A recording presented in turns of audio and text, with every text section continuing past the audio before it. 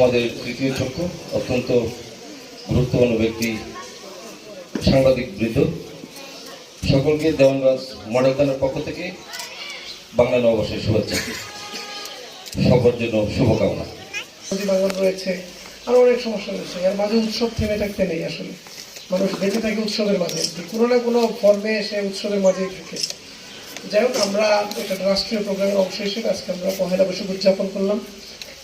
আমাদের বিভিন্ন দপ্তরের অফিসাররা রয়েছেন, আমাদের অফিসার ইনচার্জ মঞ্চ রয়েছেন, কৃষি অফিসার রয়েছেন, আমাদের সাথে ছিলেন জাসাস ছিলেন আর কি, ওনারা কৃষি অফিসার মহোদয় এবং আমাদের মাধ্যমিক একাডেমিক সুপারভাইজার মহোদয়।